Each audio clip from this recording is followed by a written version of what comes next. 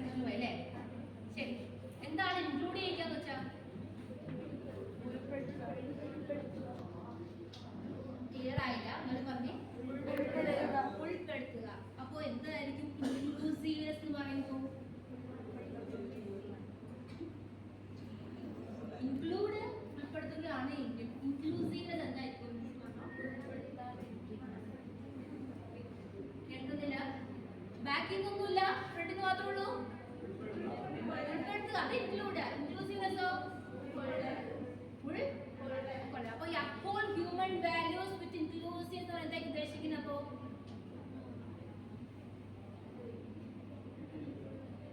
Topic അറിയണ്ടേ അല്ലേ? ശരി, ഇപ്പൊ തന്നെ ഡിസ്പ്ലേ കറക്റ്റാണ്.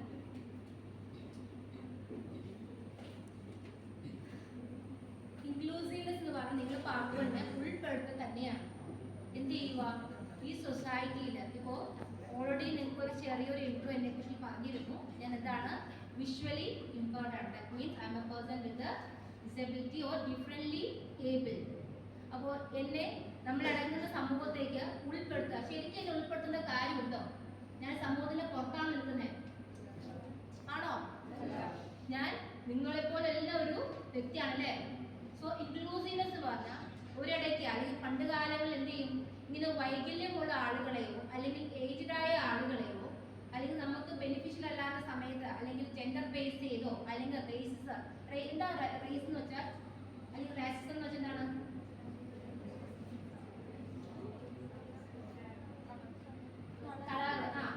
ശരി, നിങ്ങൾ ഈ ഇടയ്ക്ക് സത്യഭാമം അറിയോ? എന്താണ് ചിത്രം ഫേമസ് ആകാനുള്ള കാരണം എന്താ? ആണോ? അതാണ് കാരണം. അതെ, ആരെ കുറിച്ച് അത് പറഞ്ഞേ? എന്തോ ഡാൻസർ ആരായിരുന്നു? അപ്പൊ എല്ലാവരും അത് അപ്ഡേറ്റഡ് ആണല്ലേ? എനിക്ക് ഇതിക്ക് നമ്മൾ കഴിഞ്ഞ സെഷനില് സയൻസ് ആറിന്റെ മീഡിയ ഇൻഫ്ലുവൻസ് ഒക്കെ പറഞ്ഞല്ലേ? അപ്പൊ മീഡിയ ഇൻഫ്ലുവൻസ് എല്ലാവർക്കും തന്നെ എന്താ പറയാം, അത്യാവശ്യം കാര്യങ്ങളൊക്കെ ഇവരുടെ മുമ്പിൽ ലഭ്യമാണ്. എല്ലാ കാര്യങ്ങളൊക്കെ അറിവുണ്ട് അല്ലേ? സോ ഇതിനൊക്കെ ബേസിട്ട് എന്ത് ചെയ്യായിരുന്നു? ആളുകളെ വേർതിരിക്കുമായി അല്ലെങ്കിൽ മാറ്റി നിർത്തുമായിരുന്നു. ഇവരെ മാറ്റി നിർത്തേണ്ടവരല്ല, ഇവരെ ചേർത്ത് നിർത്തി ഒരുമിച്ച് ഒരു അമിറ്റിയോടുകൂടെ മുന്നോട്ടേക്ക് പോകേണ്ടതാണ് എന്ന് പറഞ്ഞു വെക്കുന്ന ഒരു കോൺസെപ്റ്റ് ആണ് എന്ത്? ഇൻക്ലൂസീവ്നെസ് പറയുന്നത്. ക്ലിയർ ആയോ? ക്ലിയർ ആയോ? നിങ്ങളിപ്പോ ആണല്ലേ? നിങ്ങൾ സ്ക്രീനിൽ എന്തെങ്കിലും കാണുന്നുണ്ടോ? എന്താ സ്ക്രീനിൽ കാണുന്നത്? ഓക്കെ, നമുക്ക് ഇതിന്റെ ടൈറ്റിൽ കാണാൻ സാധിക്കുന്നുണ്ട് അല്ലേ? Along with that ഒരു ഇമേജ് ഉണ്ട്. എന്താ ഇമേജ്? എന്താണ്? ഒന്നുകൂടെ ശബ്ദത്തിൽ പറയൂ. അതായത് അത് ടെക്സ്റ്റ് ആണ്. പക്ഷേ ഇമേജ് എന്താണ്? എന്താ കാണുന്ന ഇമേജ്? കേൾക്കുന്നില്ല, എനിക്ക് കേൾക്കാൻ സാധിക്കുന്നില്ല. ഒന്നുകൂടെ ഒന്ന് പറയൂ. ആ സാധനം പരിചയമില്ലേ? ഇത് ചെസ് ആണോ കാണുന്നത്? ചെസ് പീസ് അല്ലേ കാണുന്നത് അല്ലേ? അപ്പൊ ചെസ് പീസ് അവിടെ എന്തൊക്കെ പ്രത്യേകത തോന്നുന്നുണ്ട് ആ ഇമേജിനകത്ത്? ക്ലിയർ ആവുന്നില്ല. ഡിഫറെന്റ് കളേഴ്സ് കാണാൻ സാധിക്കുന്നുണ്ട്, പിന്നെ ഡിഫറെന്റ് സൈസ് കാണാൻ സാധിക്കുന്നുണ്ട്, പിന്നെ ഡിഫറെന്റ് ഷേപ്സ് ആണ്. ഓക്കെ, ദെൻ അത് എവിടെ വെച്ചിരിക്കുന്നേ? ഒരു കൈക്കുള്ള എല്ലാം ചേർത്ത് വെച്ചിരിക്കുകയല്ലേ? ഇതാണ് നമുക്ക് ഇൻക്ലൂസീവ്നെസ് എന്നുള്ള ആശയം നമ്മൾ പറയാൻ ആശയം കൊണ്ട് പറയാൻ ഉദ്ദേശിക്കുന്നത്. Next slide. സോ ഇത് നമ്മൾ എന്താണ് പറയാൻ പോകുന്നത്? ഇൻക്ലൂസീവ്നെസിന്റെ ഒറിജിനെ കുറിച്ചാണ് പറയാൻ പോകുന്നത്. നമ്മൾ ഓൾറെഡി പറഞ്ഞു കഴിഞ്ഞു. എന്താണ് നിങ്ങളുടെ ആൾക്കാരെ ചേർക്കുന്നത്? ഇപ്പൊ ആൺ പെൺ എന്നുള്ള വേർതിരിവ് അത് എവിടെയും കാണാൻ സാധിക്കുന്നുണ്ടോ? ഇല്ല. ദെൻ നമ്മൾ പുതിയൊരു കമ്മ്യൂണിറ്റിനെ വെൽക്കം ചെയ്തു. അതാരായിരുന്നു? ജെൻഡർ തന്നെ നമുക്ക് ഒരു പുതിയ കമ്മ്യൂണിറ്റിനെ വെൽക്കം ചെയ്തു അല്ലേ? ഇതാണ് LGBTQ++ അല്ലേ? ഇനി അങ്ങോട്ട് ഉണ്ട്. സോ ട്രാൻസ്ജെൻഡർ വിഭാഗത്തിൽപ്പെട്ട ആൾക്കാരെ വെൽക്കം ചെയ്തു. ദെൻ നമ്മൾ ആരും വെൽക്കം ചെയ്തോ? ശരിക്കും അവരൊക്കെ വെൽക്കം ചെയ്യേണ്ട കാര്യമുണ്ടോ? ഇല്ല. അവരൊക്കെ സമൂഹത്തിന്റെ പാർട്ടാണ്. പക്ഷെ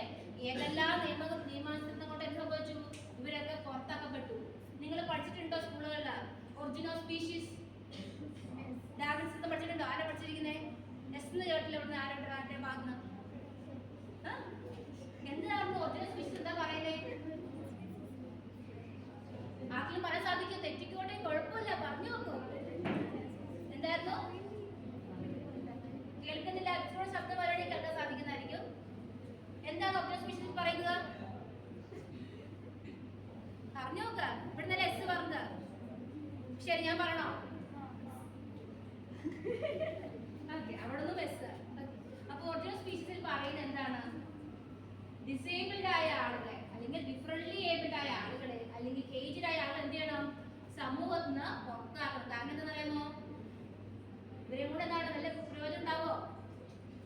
ഇല്ല എന്നുള്ളതാണ് നമ്മുടെ ഡാർവിന്റെ സിദ്ധാന്തം. അപ്പൊ ഇവരൊക്കെ എന്ത് ചെയ്യണം?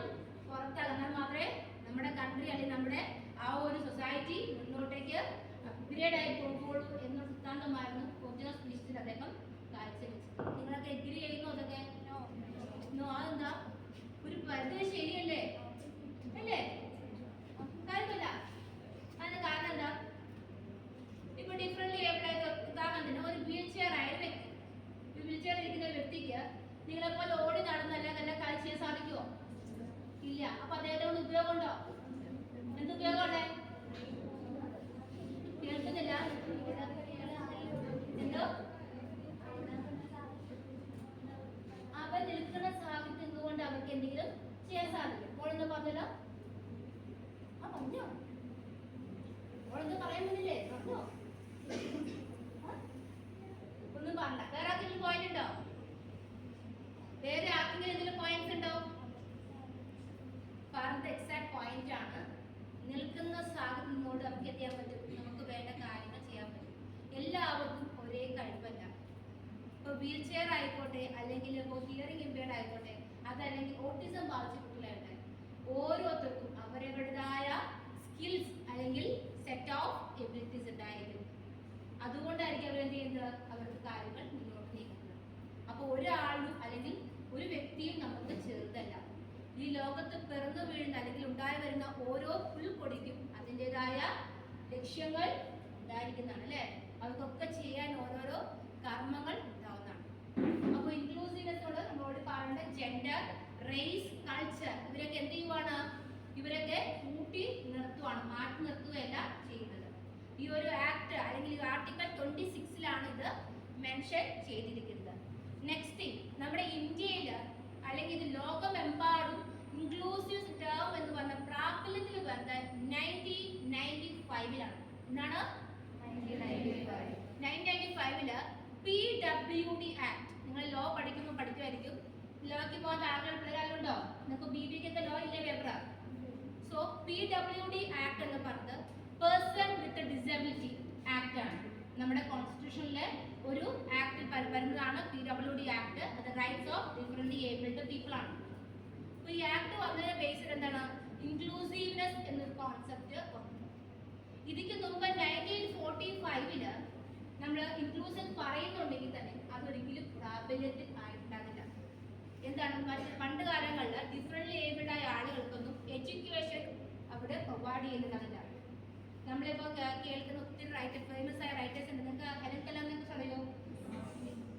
അറിയാല്ലേ? സ്റ്റീഫൻ ഹോക്കിൻസിനെ അറിയാമോ?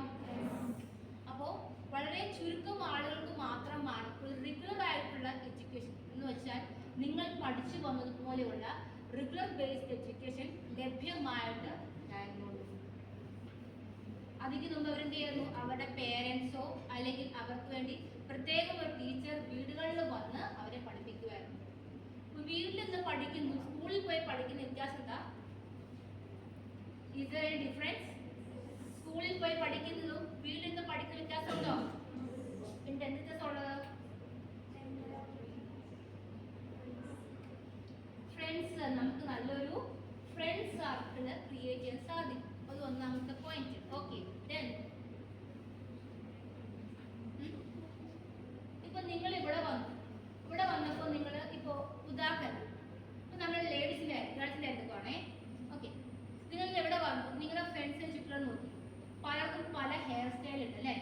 പുതിയ പുതിയ ഹെയർ സ്റ്റൈലുകൾ, പുതിയ പുതിയ ഡ്രസ്സുകൾ, അല്ലെങ്കിൽ പുതിയ പുതിയ കാര്യങ്ങൾ കാണുന്നുണ്ട് അല്ലേ? സ്വഭാവ രീതികൾ കാണുന്നു. ഇതൊക്കെ നിങ്ങൾക്ക് എവിടെ കാണാൻ പറ്റുക? എവിടെ കാണാൻ പറ്റിയത്? ഇവിടെ വരുന്നതുകൊണ്ട് അല്ലെങ്കിൽ നിങ്ങൾക്ക് ഇങ്ങനൊരു മീഡിയം അല്ലെങ്കിൽ ഒരു പ്ലാറ്റ്ഫോം ഉള്ളതുകൊണ്ട് സാധിക്കുന്നതാണല്ലേ? വീട്ടിലിരുന്ന ഒരു ടീച്ചറും കുട്ടി മാത്രം പഠിക്കുമ്പോൾ ആ കുട്ടിക്ക് ഇതൊക്കെ ലഭ്യമാണോ?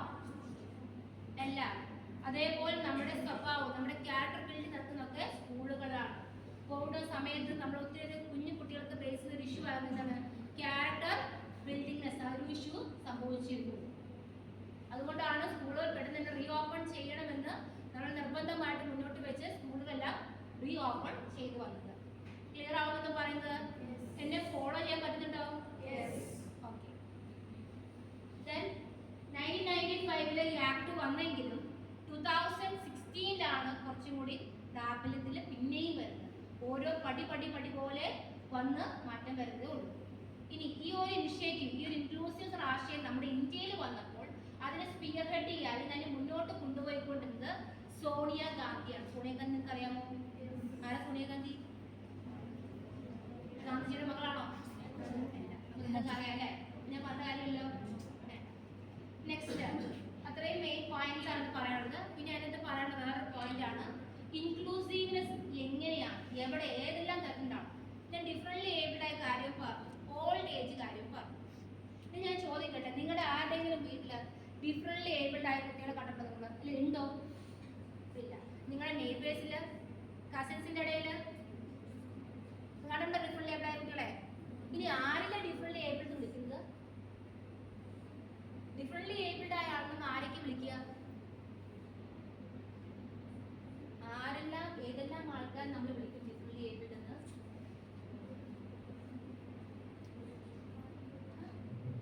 ആരൊക്കെ വിളിക്കുന്നത്? നമ്മൾ ആരെയാ വിളിക്കുന്നത് ഡിഫറെന്റ്ലി ഏബിൾഡ് എന്ന്? ഉത്തരവില്ലേത്? ആരെയാ വിളിക്കുക ഡിഫറെന്റ്ലി ഏബിൾഡ് എന്ന്? ക്ലിയർ അല്ല? പറയുന്നില്ല ആരും? വിഷ്വലി ഇംപയർഡ് ആൾക്കാർ ഡിഫറെന്റ്ലി ഏബിൾഡ് എന്ന് വിളിക്കുമല്ലേ? കാരണം എന്താണ്? അവർക്ക് വിഷൻ എന്ന് പറയുന്ന എന്തെങ്കിലും ഒരു ലാബ്, എന്തെങ്കിലും ഒരു ഇനേബിലിറ്റി ഉള്ള ആളുകൾ നമ്മൾ എന്ത് വിളിക്കുന്നത്? Differently able. നേരത്തെ ഡിസേബിലിറ്റി എന്ന് പറയുമായിരുന്നു, പക്ഷെ ഇപ്പൊ എന്താ വിളിക്കുന്നത്? Differently able. കാരണം അവർക്ക് വേറെ ഇതായിട്ടും കഴിവുണ്ടാക്കുക. വിഷ്വൽ ഇംപയർഡിനെ വിളിക്കും. ദെൻ പിന്നെ എന്തൊക്കെയുണ്ട്? ഹിയറിംഗ് ഇംപയർഡ് ഉണ്ട്. പിന്നെ മൾട്ടിപ്പിൾ ഡിസബിലിറ്റീസ് ഉണ്ടല്ലേ, ഡെഫ് ആൻഡ് ഡംബ്. പിന്നെ വേറെ എന്തൊക്കെയുണ്ട്? ഓട്ടിസം പറയും.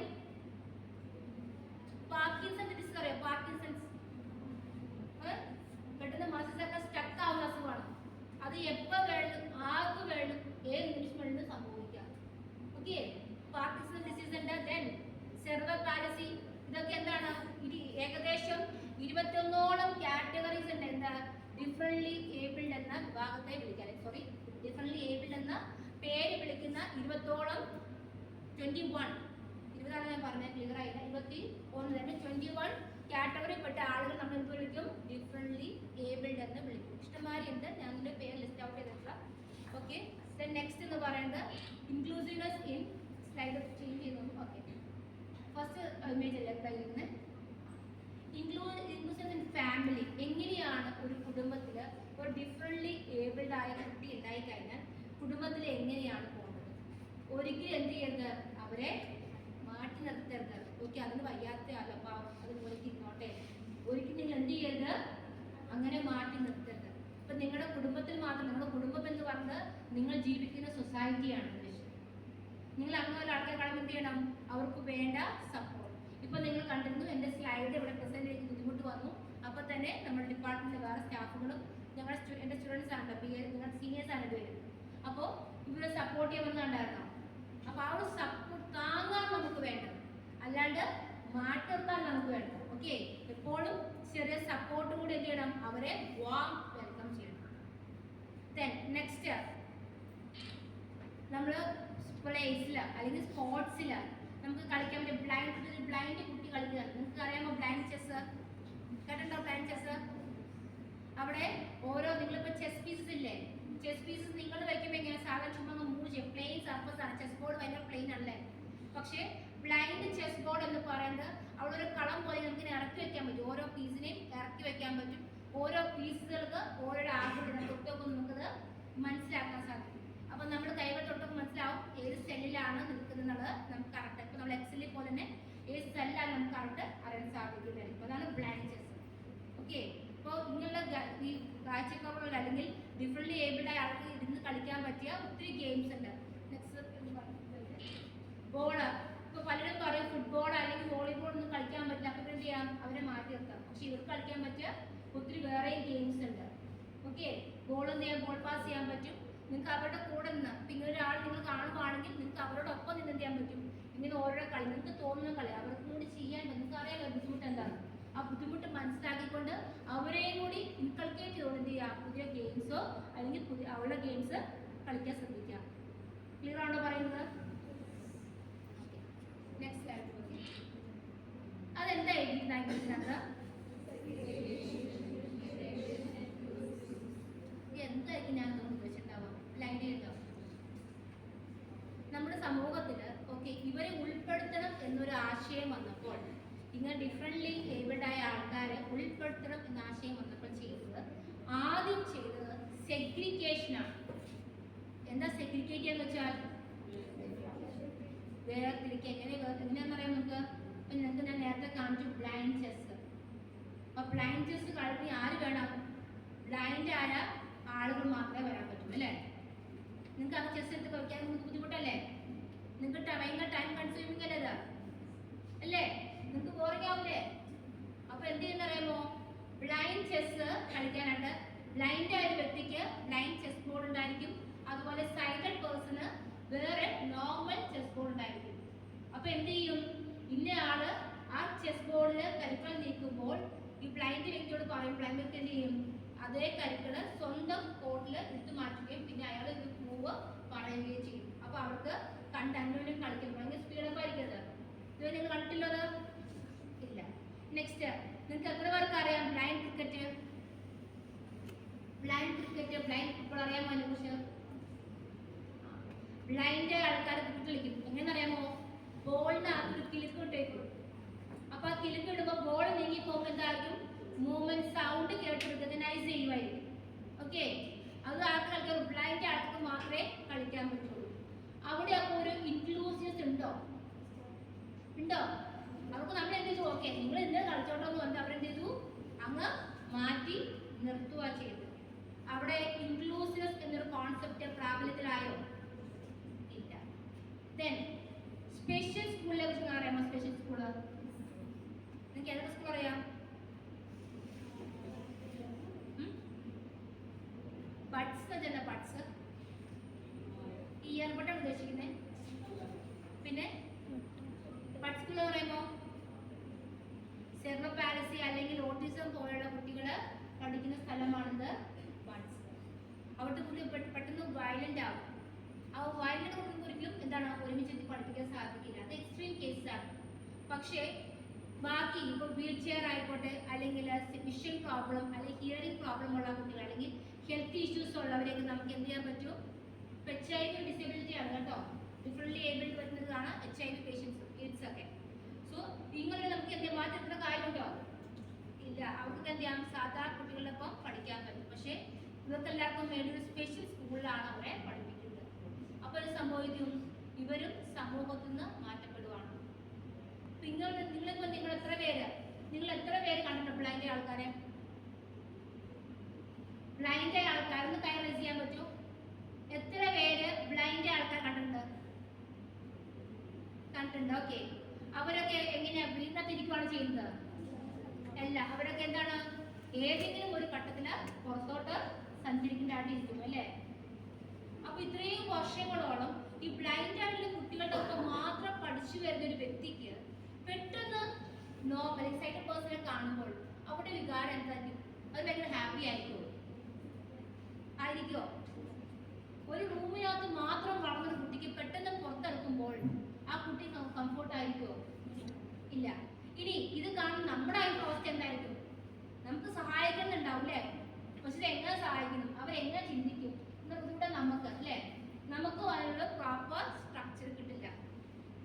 അപ്പൊ അതുകൊണ്ട് സംഭവിക്കുക അവിടെ ഒരു മിസ് കമ്മ്യൂണിക്കേഷൻ, ഒരു ഗ്യാപ്പ് ഉണ്ടാവുകയാണ്. മറ്റേ കുട്ടിക്ക് പേടിയായിരിക്കും, അതുപോലെ ഈ കുട്ടിക്ക് എന്ത് ചിന്തിക്കും എന്നുള്ള ചെയ്ത് അല്ലെങ്കിൽ എങ്ങനെ സഹായിക്കും എന്നുള്ള കാര്യം അറിയുന്നുണ്ടാവില്ല. അവിടെയാണ് ഇൻക്ലൂസീവ് എഡ്യൂക്കേഷന്റെ മെയിൻ പോയിന്റ്. സ്കൂൾ ലെവലിൽ നമ്മൾ കുട്ടികളെ നർച്ചർ ചെയ്ത് വരുവാണെങ്കിൽ, ഇപ്പോൾ ഒരു ബ്ലൈൻഡ് കുട്ടി നിങ്ങൾ സ്കൂളിൽ പഠിക്കാനുണ്ടെങ്കിൽ നിങ്ങൾക്ക് അറിയാൻ സാധിക്കും ആ കുട്ടീനെ എങ്ങനെ മാനേജ് ചെയ്യും, ആ കുട്ടിക്ക് എന്തെല്ലാം കാര്യങ്ങൾ സ്വയമേ ചെയ്യാൻ സാധിക്കും.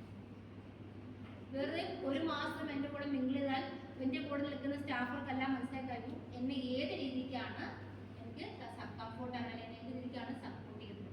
അപ്പോൾ ആ ഒരു സ്പേസ് ഉണ്ടായി വരുന്ന എങ്ങനെയാണ്? ഇൻക്ലൂസീവ്നെസ്സൂടെ മാത്രമേ അത് സാധ്യമാകുള്ളൂ. ഓക്കെ. അപ്പോൾ ഫസ്റ്റ് ചെയ്തത് സെഗ്രിഗേറ്റീവ് ആയിരുന്നു. സെക്കൻഡ് തിങ് ഇന്റഗ്രേഷൻ ആണ്. എന്താ ഇന്റഗ്രേറ്റ് ചെയ്യാന്ന് വെച്ചാൽ ഇവിടെ നിങ്ങൾ സയൻസ് മാത്സ് പഠിച്ച് വന്നാൽ നിങ്ങൾക്ക് അറിയാം എന്താ ഇന്റഗ്രേഷൻ. എന്താ ഇന്റഗ്രേഷൻ വെച്ചാൽ മാത്സ് പഠിച്ച ഇന്റഗ്രേഷൻ ആണോ? എല്ലാം കൂട്ടി ചേർത്ത് നിർത്തുക. ഞാൻ ഒരു വേറെ എക്സാമ്പിൾ പറയാം. ഈ കോളേജിൽ ഒരു വീൽ ചെയർ ആയിട്ടുള്ള കുട്ടി അഡ്മിഷൻ എടുത്തു. കോളേജുകാർ പറഞ്ഞു ഓക്കെ നിങ്ങൾക്ക് അഡ്മിഷൻ ഉണ്ട് കേട്ടോ, നിങ്ങൾ പോകുന്നു, ഒരു പ്രശ്നമില്ല, കയറി പോകുന്നു. കയറി വന്നു കുട്ടി ക്ലാസ്സിൽ വന്നിട്ട് ഇവിടെ എന്താ റാമ്പ് എന്തിനുണ്ടോ, സ്റ്റെയർ ഉള്ളേ, മുകളിൽ ക്ലാസ്സിൽ പോകണം അല്ലെങ്കിൽ ലൈബ്രറി പോകണം, പലയിടങ്ങളിലായിട്ട് പോകണം. ഈ കുട്ടിക്ക് പോകാൻ പറ്റുമോ? പോകാൻ സാധിക്കുമോ? ഇനി വേണ്ട, ഒരു ബ്രേക്ക് ടൈം വന്നു, കുട്ടിക്ക് വാഷ്റൂമിൽ പോകണം, പോകാൻ സാധിക്കുമോ? ഒറ്റയ്ക്കെടുത്ത് പോകാൻ സാധിക്കുമോ? ഇല്ല. അപ്പൊ എന്ത് ചെയ്യാൻ പറ്റും ഇവിടെ? അതിനുവേണ്ട ഫെസിലിറ്റീസ് ആയിരിക്കണം. അല്ലെങ്കിൽ നല്ലൊരു ഫ്രണ്ട്, അല്ല നിങ്ങളുടെ ഭാഷ കട്ടച്ചങ്കല് അങ്ങനെ ആരെങ്കിലും ഉണ്ടെങ്കിൽ മാത്രമാണ് ആ കുട്ടിക്കും ഇവിടെ സ്മൂത്ത് ആയിട്ട് നാവിഗേറ്റ് ചെയ്യാൻ പറ്റുള്ളൂ. അല്ലെങ്കിൽ മെയിൻ കാര്യം വേണ്ടതാണ് ഫെസിലിറ്റി, ഇൻഫ്രാസ്ട്രക്ചർ.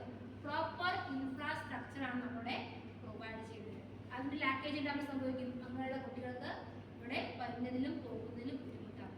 അപ്പോൾ ഏറ്റവും ഇമ്പോർട്ടൻറ്റ് കാര്യം ഏത് ഡിസബിലിറ്റിക്കാണെങ്കിലും അത്യാവശ്യം ഇമ്പോർട്ടൻ്റ് കാര്യമാണ് മൊബിലിറ്റിയാണ്.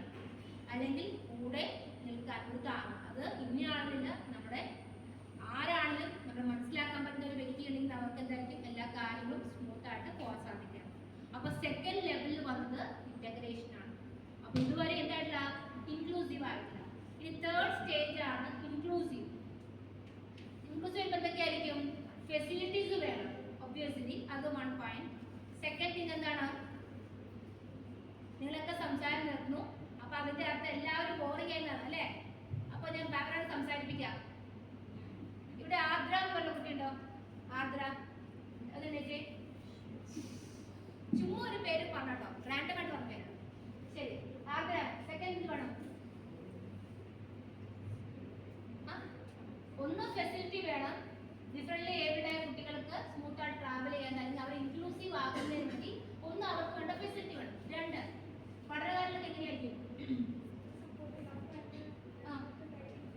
അവർക്ക് വേണ്ട കാര്യങ്ങളൊക്കെ പറഞ്ഞുകൊള്ളു. സെക്കൻഡ്, മനീഷ ഞാൻ ക്ലാസ് എടുക്കുമ്പോൾ എങ്ങനെ ക്ലാസ്സിൽ പോവാറ്? ഞാൻ ക്ലാസ് ടെക്സ്റ്റ് ബുക്ക് വായിക്കണം, ഞങ്ങളെ കൊണ്ട് വായിപ്പിക്കുക. കുട്ടികളാണെങ്കിൽ ടെക്സ്റ്റ് ബുക്കുകൾ വായിച്ചു തരുന്നത്. അപ്പൊ ഈ പറഞ്ഞ സപ്പോർട്ടായി. ഓക്കെ, പിന്നെ വേറെ എന്തൊക്കെ വേണം?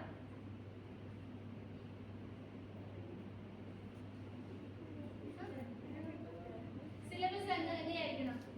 ഉദാഹരണത്തിന് ഒരു ഓട്ടിസം വായിച്ച കുട്ടി, വലിയ കാര്യമായിട്ടൊന്നുമില്ല, ചെറിയ രീതിയിലേ ഉള്ളൂ. ആ കുട്ടി ക്ലാസ്സിൽ വരുക, നിങ്ങൾ പഠിക്കുന്ന പോലെ ആ കുട്ടിക്ക് പഠിക്കാൻ സാധിക്കുമോ? അപ്പൊ എന്ത് ചെയ്യാൻ പറ്റും? അവർക്ക് വേറെ സിലബസ് കൊടുക്കുകയാണ് വേണ്ടത്.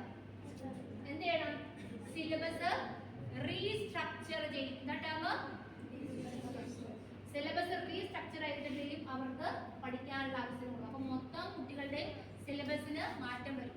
ഇപ്പൊ പൊതുവേ നമ്മുടെ സ്കൂളുകൾ നടക്കുന്ന ബ്ലൈൻഡ് ആയിട്ടുള്ള കുട്ടികൾ എക്സാം എഴുതുമ്പോൾ അവർക്ക് ഇമേജസിന്റെ ഈ നമ്മുടെ ട്രിഗ്നോമെട്രി പോലത്തെ കാര്യങ്ങളൊക്കെ ഇല്ലേ, അല്ലെങ്കിൽ ജോമെട്രി പോലത്തെ കാര്യങ്ങൾ അവർക്ക് അവോയ്ഡ് ചെയ്തിട്ടാണ്. കാരണം എന്താണ്? അവർക്ക് ഇമേജ് പറ്റുമോ?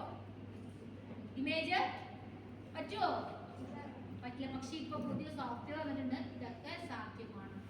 അവരും ടെക്നോളജിക്കലി അഡ്വാൻസ് ആയെങ്കിൽ അവർക്ക് വേണ്ടി ടെക്നോളജീസ് കണ്ടെത്തിക്കൊണ്ടേ ഇരിക്കുന്നുണ്ട്. ഇപ്പൊ അവരെ കൊണ്ടും സാധിക്കും ഒരു ഇമേജ് കണ്ട് ആ ഇമേജിന്റെ മെഷർമെന്റ് എത്രയാണെന്നതിൽ അത് പറഞ്ഞു കൊണ്ട് സഹായിക്കാനായിട്ട് ആപ്പുകൾ. ഓക്കെ, അപ്പൊ അവിടെ എഡ്യൂക്കേഷൻ ആവശ്യമുണ്ടോ? വേണം. അതാണ് ചോദ്യം ശ്രദ്ധിക്കാന്ന് പറഞ്ഞത്. ഇമേജ് വായിച്ചത് മാത്രം കാര്യമുണ്ടോ? എല്ലാവർക്കും ഒരേ ഡിസബിലിറ്റി ആണോ? ഓട്ടിസം വായിച്ച കുട്ടിക്ക് hearing impaired, visual impaired, face issue same ആണോ?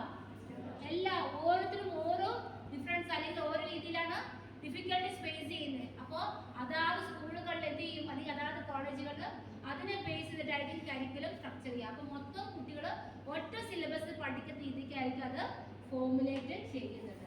ഓക്കെ, സോ ഓരോ രീതിക്കും ഇവരെ ഇൻക്ലൂസീവ്നെസ് കാണിച്ചോട്ടെ പറഞ്ഞു. അല്ലെങ്കിൽ അവിടെ എക്സ്പ്രസ് ആയിക്കൊണ്ടിരിക്കും. അവർക്ക് വേണ്ട പ്രത്യേക ട്രെയിനിങ്ങുകൾ, അവർക്ക് വേണ്ട സ്പോർട്സ് ഗെയിംസിൽ ഇൻട്രൊഡ്യൂസ് ചെയ്യും. അവരെ മൊത്തം എൻറിച്ച് ചെയ്തുകൊണ്ട്, ഇവൻ ഒരാളെ ഉള്ളൂ മൈനോറിറ്റി ആണെങ്കിൽ കൂടി അവരെ ഫോക്കസ് ചെയ്തുകൊണ്ട് ആ സ്കൂളുകളിലോ കോളേജുകളിലോ മുന്നോട്ടേക്ക് പോകുന്നതാണ് ഇൻക്ലൂസീവ്നെസ്. ടിൽ നൗ അങ്ങനെ ഇൻക്ലൂസീവ് എഡ്യൂക്കേഷനോ അല്ലെങ്കിൽ ഇൻക്ലൂസീവ് ആയിട്ട് ഒരു കാര്യവും നമ്മുടെ സൊസൈറ്റിക്കോ അല്ലെങ്കിൽ നമ്മുടെ ഗവർണൻസിനോ സാധിച്ചിട്ടില്ല. ഇപ്പോഴും നമ്മൾ എന്താണ്, ട്രാൻസിഷൻ സ്റ്റേജിലാണ്. ഇന്റഗ്രേഷനിൽ നിന്ന് ഇൻക്ലൂസീവിലോട്ട് പോകുന്ന ഒരു ട്രാൻസിഷൻ പീരീഡ് നമ്മളിപ്പോൾ പോയിക്കൊണ്ടിരിക്കുന്നത്. അധികം താമസിക്കാതെ എല്ലാ ടൈപ്പ് ഡിസബിലിറ്റീസിനെയും ഫോക്കസ് ചെയ്തുകൊണ്ട് ഒരു കരിക്കുലം വരും. അതേപോലെ തന്നെ അവരെ ഫേസ് ചെയ്തുകൊണ്ട് എല്ലാ ഇൻഫ്രാസ്ട്രക്ചേഴ്സും അവർ സംരക്ഷിപ്പാക്കുന്നതായിരിക്കും. ക്ലിയർ ആവുന്നുണ്ടോ പറയുന്നത്? ഇതിന്റെ എയിം ഞാൻ ഓൾറെഡി പറഞ്ഞു കഴിഞ്ഞു. ഇതിന്റെ എയിംസ് നിങ്ങളൊക്കെ തന്നെ പറഞ്ഞു കഴിഞ്ഞു. നല്ലൊരു ഫ്രണ്ട്ഷിപ്പ് ബോണ്ട് ഉണ്ടാക്കാൻ പറ്റും. പിന്നെ ഗ്രാറ്റിറ്റ്യൂഡാണ് ഏറ്റവും വലിയ ഇമ്പോർട്ടൻ്റ്. സമയമായിട്ട് തരാണ് ഏറ്റവും വലിയ ഇമ്പോർട്ടൻ്റ് എന്താണ്? ഗ്രാറ്റിറ്റ്യൂഡ്. ഗ്രാറ്റിറ്റ്യൂഡ് എന്ന് പറയുന്നതാണ് എക്സ്പ്രസിങ് അവർ താങ്ക്സ്. നിങ്ങൾക്കുള്ളതും എനിക്കില്ലാത്തതുമായ കാര്യങ്ങളെ കുറിച്ച് നിങ്ങൾക്ക് ചെയ്യാൻ പറ്റും. പരസ്പരം നന്ദിയുള്ളവരാൻ പറ്റും. ദൈവത്തോടൊക്കെ ഒരു സ്തുതി പറയാൻ സാധിക്കും അല്ലേ? നിങ്ങൾ നിക്കിനെ കുറിച്ച് ഉണ്ടോ? കൈ കാലത്ത് നിക്കിനെ കുറിച്ച്, കൈയും കാലത്ത് നിൽക്കുന്ന വ്യക്തിനെ കുറിച്ച്. അദ്ദേഹം സ്വിമ്മിങ് ചാമ്പ്യനൊക്കെയാണ്. അപ്പൊ നമുക്ക് കൈയും കാലെല്ലാം ഉണ്ടല്ലേ, നമുക്ക് സാധിക്കുന്നതൊക്കെ. അപ്പൊ പല കാര്യങ്ങൾക്കും നമുക്ക് നന്ദി പറയാൻ സാധിക്കും. ഇതേപോലെ മറ്റൊരാൾക്ക് സഹായം ചെയ്യുമ്പോൾ ഓട്ടോമാറ്റിക് നമുക്കുണ്ടാകുന്ന പ്രത്യേക ഒരു ഫീലിംഗ് ഉണ്ട്. ആ ഒരു ഫീൽ അല്ലെങ്കിൽ ആ ഒരു റെസ്പെക്ട്, ഗീവ് ആൻഡ് ടേക്ക് പോളിസിനെ കുറിച്ച് കുട്ടികൾ ഇൻക്ലൂസീവ് എഡ്യൂക്കേഷന്റെ ഭാഗമായി വിത്ത് ഓർ വിത്തൗട്ട് ഡിസബിലിറ്റി ആൾക്കാരെ ഇതിനെക്കുറിച്ച് ബോധവാന്മാരാകുകയാണ്. അതുകൊണ്ട് അവർക്ക് ലൈഫിൽ അവർക്ക് യൂസ്ഫുൾ ആവുകയും അവരുടെ ഹ്യൂമൻ വാല്യൂസ് എൻറിച്ച് ചെയ്യാനും സാധിക്കുന്നതാണ്. Then next thing participation. ഈ ഒരു ഇൻക്ലൂസീവ്നെസ് കൊണ്ട് ഉദ്ദേശിക്കുന്ന പാർട്ടിസിപ്പേഷൻ ആണ്. എല്ലാ ആൾക്കാരെയും ഉൾപ്പെടുത്തുക. ഇപ്പൊ നമ്മൾ ട്രാൻസ്ജെൻഡർ, നിങ്ങൾ രാം കെയർ ഓഫ് ആനന്ദി വായിച്ചിട്ടായിരുന്നു. രാം കെയർ ഓഫ് ആനന്ദി വളരെ ഫേമസ് ആയ ബുക്കാണ്. ഇപ്പോൾ 2020 റിലീസായ രാം കെയർ ഓഫ് ആനന്ദി വായിച്ച ആരിലൂടെ അവിടെ വ്യക്തമായി ട്രാൻസ്ജെൻഡർ ഫേസ് ചെയ്യുന്ന ബുദ്ധിമുട്ടിനെ കുറിച്ച് പറയുന്നുണ്ട്. ഇന്നവിടെ സിനിമ മേരിക്കുട്ടി ജയസൂര്യ അഭിനയിച്ച സിനിമ. അപ്പൊ അവര് കുടുംബത്തിൽ നിന്ന് എങ്ങനെയാണ് ട്രീറ്റ് ചെയ്യുന്നത്, ഓക്കെ, ഈ വക കാരണം ഉൾപ്പെട്ടിട്ട് സിനിമയാണ്. ശരിക്കും ട്രാൻസ്ജെൻഡർ അല്ലെങ്കിൽ LGBTQ+ ആളുകൾ ഫേസ് ചെയ്ത ഒരു വലിയൊരു ഇഷ്യൂ ആണ്. ഇതേപോലെ ഡിഫറെന്റ്ലി ഏബിൾഡ് ഒത്തിരി ആൾക്കാർ എന്ത് ചെയ്യുന്നറിയാമോ, അവരുടെ വീട്ടുകാര് ഏതെങ്കിലും അമ്പലത്തിലോ അല്ലെങ്കിൽ വളരെ ദൂര സ്ഥലങ്ങളിൽ കൊണ്ട് ഉപേക്ഷിക്കുമായിരുന്നു. ടിൽ നൗ ഞാൻ റീസെന്റ് ഞാൻ മാം പറഞ്ഞ പോലെ ഞാൻ ഓൾ ഇന്ത്യ ബേസ് ക്ലാസ് എടുക്കുന്നുണ്ട്. കഴിഞ്ഞ ദിവസം എനിക്കൊരു കുട്ടി വന്നിരുന്നു. ഡൽഹിയിലാണ് ആളുടെ വീട്. കാഴ്ചക്കുറവുള്ളവരുന്നു. അച്ഛനും അമ്മയും കൂടി എന്ത് ചെയ്യുന്നറിയാമോ, +2 ഒരാൾക്ക് കാഴ്ചയുണ്ടായിരുന്നു. +2 കഴിഞ്ഞാൽ പെട്ടെന്നാണ് കാഴ്ച നഷ്ടപ്പെടുന്നത്. നമ്മുടെ കണ്ണിൽ പ്രഷർ വേരിയേഷൻ കൊണ്ടൊക്കെ നമ്മുടെ കണ്ണില് കാഴ്ച കുറയും. അതുകൊണ്ടാണ് അധികം സമയം ഫോണൊന്നും കണ്ടിരിക്കല്ലേ, പ്രോപ്പറായിട്ട് ഉറങ്ങണം എന്നൊക്കെ പറയുന്നത്. നമ്മുടെ ശരീരത്തിൽ പ്രഷർ വേരിയേഷൻ വരുമ്പോൾ പെട്ടെന്ന് തന്നെ എന്തെങ്കിലും നമ്മുടെ ഏതൊരു അവയവത്തിന് എഫക്ട് ചെയ്യും. സോ ഇതിന്റെ ഭാഗമായിട്ട് ഈ കൊച്ചിന്റെ കാഴ്ച നഷ്ടപ്പെടുകയും ഈ കൊച്ചിന് അച്ഛനമ്മ എന്ത് ചെയ്തോ, കൊച്ചിനാളൊക്കെ നോക്കി. പിന്നെ എന്ത് ചെയ്തു, അവർ പാവപ്പെട്ടവരാണ്, രണ്ടുപേരും ജോലിക്ക് പോകണം. അപ്പൊ ഈ പെൺകൊച്ചാണ്, പെൺകൊച്ച് നോക്കാൻ ബുദ്ധിമുട്ടായിട്ട് തരാമോ, ഒരു അമ്പലത്തിൽ നടയിൽ കൊണ്ടുപോയി ഉപേക്ഷിച്ചു. അപ്പൊ എങ്ങനെ ജീവിക്കുന്നു ഓർത്തു, കുട്ടി എങ്ങനെയാണ് ഭിക്ഷയെടുത്താണ് ജീവിച്ചോളും എന്ന് ഓർത്ത് ഉപേക്ഷിച്ചു. ഇതിൽ ആരുടെ ഭാഗത്ത് തെറ്റ്? പേരൻസിന്റെ ഭാഗത്ത് തെറ്റുണ്ടോ? പേരൻസിന്റെ ഭാഗത്ത് തെറ്റുണ്ടോ? ഉണ്ട്. ഇനി കുട്ടിയുടെ ഭാഗത്ത് തെറ്റുണ്ടോ? ശരിക്കും പേരൻസ് കുറ്റക്കാരാണ്. ജീവിക്കാൻ ഒരു മാർഗമുള്ള സമയത്ത് ഇങ്ങനെ ഡിഫറെന്റ്ലി ഏബിൾഡായ കുട്ടികളെ നോക്കുക എന്നുള്ള ബുദ്ധിമുട്ടാണോ? അന്നു വേണ്ട ഭക്ഷണം നമ്മൾ ചിന്തിക്കുന്ന പോലെയല്ല. ഉത്തർപ്രദേശിൽ അങ്ങോട്ട് പോയി കഴിഞ്ഞാൽ ഒത്തിരി സാമ്പത്തികമായിട്ട് ബുദ്ധിമുട്ടുന്ന ഒത്തിരി ആളുകൾ നിൽക്കുള്ളൂ. നമ്മളെപ്പോഴും പറയും ഇന്ത്യ എന്താണ് എബോ പോവർട്ടി ലൈൻ, അല്ലെങ്കിൽ നമ്മൾ പോവർട്ടി ലൈനൊക്കെ ബ്രേക്ക് ചെയ്യുന്നൊക്കെ പറഞ്ഞില്ല. പക്ഷെ ഇപ്പോഴും ഇന്ത്യയിലെ പല സംസ്ഥാനങ്ങളും പോവർട്ടി തന്നെയാണ് മുന്നോട്ട് പോയിക്കൊണ്ടിരിക്കുന്നത്. അങ്ങ് സ്ഥലത്ത് ആ കുട്ടീനെയും കൊണ്ട് നോക്കി ബുദ്ധിമുട്ടിനേക്കാൾ നല്ല കുട്ടി എന്ത് ചെയ്തു, വിശ്വാസം അമ്പലനടയിൽ കൊണ്ടുവരുന്ന കൊച്ചു സേഫ് ആണെന്ന് നോക്കി എന്ത് ചെയ്തു, കൊച്ചിനെ രക്ഷിച്ചു. അപ്പൊ അതിനൊക്കെ വേണ്ടിയിട്ടാണ് നിങ്ങളുടെ ഇതൊന്നും വരാതെ ഇവരെ ഉൾപ്പെടുത്തിക്കൊണ്ട് ചെറുപ്പകാലം മുതൽ പബ്ലിക്കിന് അവയർനെസ് കിട്ടുവാണെങ്കിൽ, അല്ലെങ്കിൽ ഇവരെല്ലാം പാർട്ടിസിപ്പേറ്റ് ചെയ്ത് മുന്നോട്ട് പോവുകയാണ് സംഭവിക്കും. സൊസൈറ്റിയിൽ ഒരു ഹാർമണി ഉണ്ടാവുകയും അങ്ങനെ ഗ്രാജുവലി സൊസൈറ്റിക്ക് അപ്ലിഫ്റ്റ് ആവാൻ സാധിക്കും എന്നുള്ളത്. അതുകൊണ്ടാണ് ഇൻക്ലൂസീവ്നെസ് കൊണ്ടുവരുന്നത്. ഇത്രയും മതിയില്ലേ? ഞാൻ ഇൻക്ലൂസീവ്നെസ്, ഡിഫറെന്റ്ലി ഏബിൾഡ്, ട്രാൻസ്ജെൻഡർ, ഇങ്ങനെ കുറച്ച് എന്തൊക്കെയോ ടേംസ് പറഞ്ഞു അല്ലേ? നിങ്ങൾക്ക് വല്ലതും മനസ്സിലായോ? കുറച്ച് പേര് ഫ്രാങ്ക് ആയിട്ട് പറഞ്ഞു ഇല്ലായിരുന്നു. നിങ്ങൾക്ക് ബോറിംഗ് എല്ലാവരും എഴുന്നേറ്റ് എല്ലാവരും എഴുന്നേറ്റ്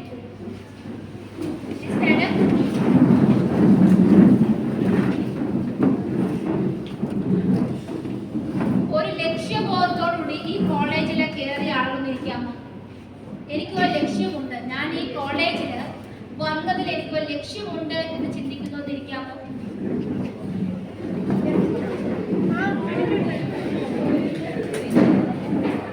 ഞാൻ ചോദിക്കുക വേണ്ട, പിന്നെ ഞാൻ ചോദിക്കും, എനിക്ക് ഈ കോളേജിൽ ഇന്ന കോഴ്സ് എടുത്തേ എനിക്കൊരു ലക്ഷ്യമുണ്ട് എന്ന് ചിന്തിക്കുന്നവരാണോ ഇരിക്കുന്നവരൊക്കെ? ഓക്കെ, ലക്ഷ്യം ഇതുവരെ ആവാത്തവരാണ് പ്രശ്നം അല്ലേ? നിങ്ങൾ ഇവിടുന്ന് പോകാൻ ആഗ്രഹിക്കുന്ന എത്ര പേര് പോകാൻ ആഗ്രഹിക്കുന്നുണ്ട്? എന്നിട്ടുണ്ടോ? ബാക്കിലൊക്കെ കാണാൻ സാധിക്കില്ല. ബാക്കിലുണ്ടോ? ഇത്രയും പേര് ഇവിടുന്ന് കോളേജ് മാറും ചിന്തിക്കുന്നവരാണോ? ഞാൻ ഫ്രാങ്കായിട്ട് പറയാം, മറ്റേ കോളേജ് കമ്പയർ ചെയ്യുമ്പോൾ ഈ കോളേജ് വളരെ കുഞ്ഞു ക്യാമ്പസ് ആണല്ലേ? ക്യാമ്പസ് വളരെ കുഞ്ഞതാണ്. നിങ്ങൾ ചിന്തിക്കുന്ന അത്രയും വലിയ ഫെസിലിറ്റി ഒന്നും ലഭിച്ചില്ല എന്ന് വരും. പക്ഷേ നമ്മൾ ഇരിക്കുന്ന സ്പേസിൽ അല്ലെങ്കിൽ നമ്മൾ എന്ത് ലക്ഷ്യത്തോടുകൂടി നമ്മുടെ ലക്ഷ്യം ഒന്നാണെങ്കിൽ അങ്ങോട്ട് എത്തിച്ച് നമുക്ക് എന്തെങ്കിലും ഒരു മാർഗം ഉണ്ടാകും.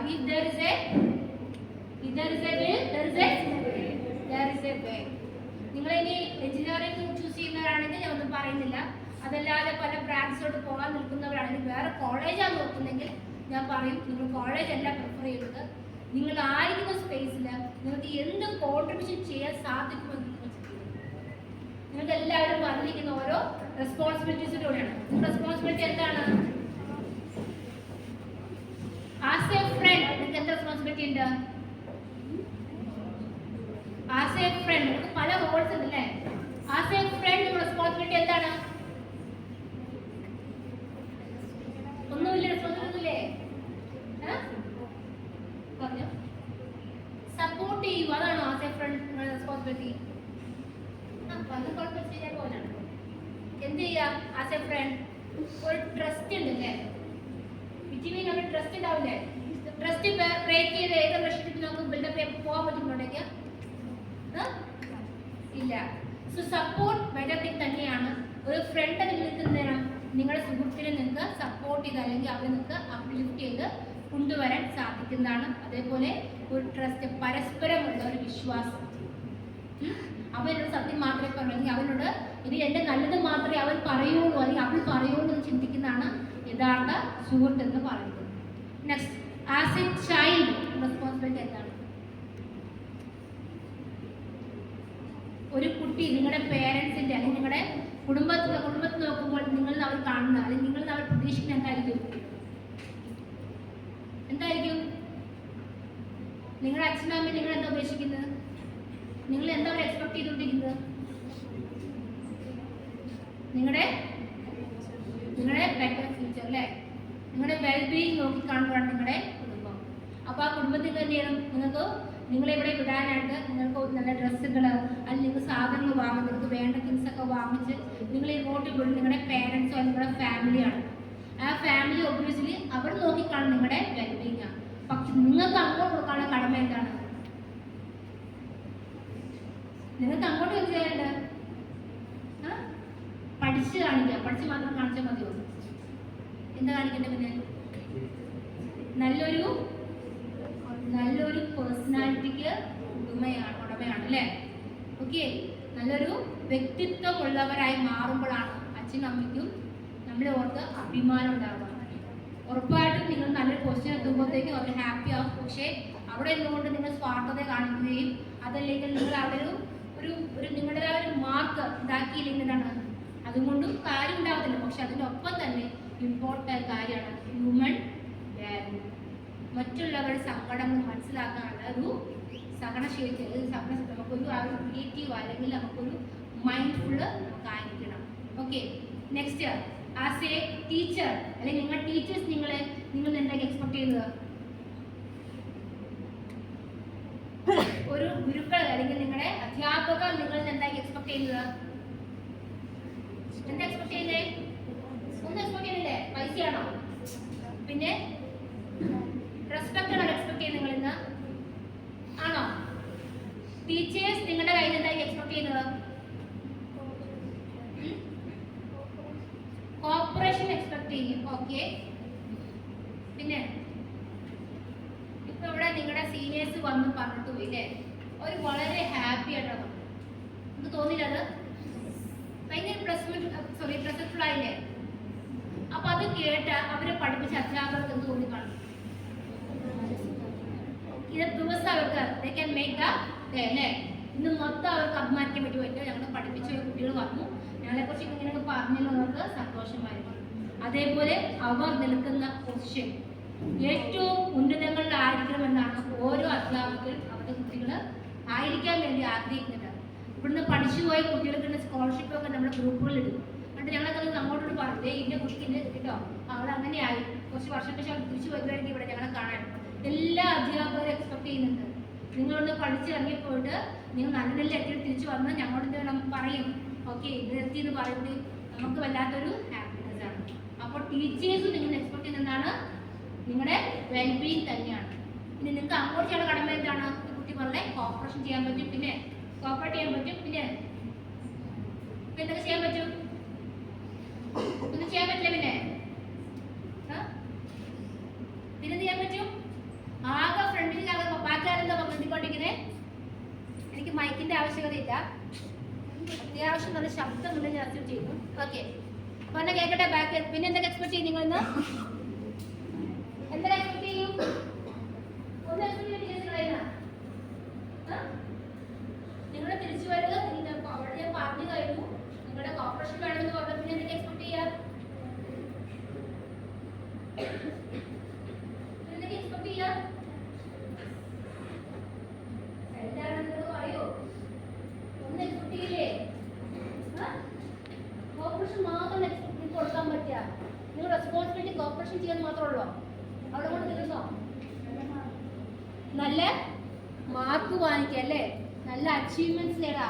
നിങ്ങളുടെ ഭാഗത്ത് നിന്ന് ചെയ്യേണ്ടത് ഒരു പോയിന്റ് അത് തന്നെയാണ്. ഓൾറെഡി പറഞ്ഞതാണ്, അത് നിങ്ങൾ പറയുന്നതുകൊണ്ട് കാത്തിരുന്നാണ്. എന്ത് പറ്റി? ഏറ്റവും വലിയ എല്ലാവരും എക്സ്പെക്ട് ചെയ്യുന്ന ഒരു കാര്യം അതുകൂടി അല്ലേ? നിങ്ങൾക്ക് നല്ല മാർക്ക് വേണ്ടേ? ചുമ്മാ വെള്ളം ചിരിച്ച് കളിച്ച് പോയാൽ മാത്രം മതിയോ? അല്ല. ദെൻ ഫൈനലി ഈ ഒരു ഇൻസ്റ്റിറ്റ്യൂഷൻ നിങ്ങൾ എന്താ എക്സ്പെക്ട് ചെയ്യുന്നത്? സെയിം തിങ്, നിങ്ങളുടെ വെൽബീയിങ് ആണ്. പിന്നെ നിങ്ങൾ മുഖാന്തരമാണ് ഈ ഒരു ക്യാമ്പസ് എന്താകുന്നത് അതിന്റെ ഫെയിം അച്ചീവ് ചെയ്യുന്നത്. അപ്പൊ അതിന് നിങ്ങൾ എന്ത് ചെയ്യണം? നിങ്ങളുടെ കോൺട്രിബ്യൂഷൻസ് നിങ്ങൾ തളർന്നിടാൻ മാത്രം പോരാ, ആക്റ്റീവായിട്ട് മുന്നോട്ടേക്ക് കുതിച്ച് പോകണം. ക്യാമ്പസ് മാറാൻ നിൽക്കുന്നവരോടും അവിടെ എനിക്ക് തോന്നുന്നു നിങ്ങളിപ്പോൾ എഞ്ചിനീയറിംഗ് പോകാൻ നിൽക്കുവാണ്, സ്റ്റാർട്ട് ചെയ്തിട്ടില്ലല്ലോ. ആ സമയം കൊണ്ട് നിങ്ങൾക്ക് കുറച്ച് ദിവസത്തെ ക്ലാസ്സുകൾ കൊണ്ട് നിങ്ങൾ പല കാര്യങ്ങളും പഠിക്കും. ഈ ക്യാമ്പസ് നിങ്ങൾക്ക് പല കാര്യങ്ങളും പഠിപ്പിച്ചു തരും.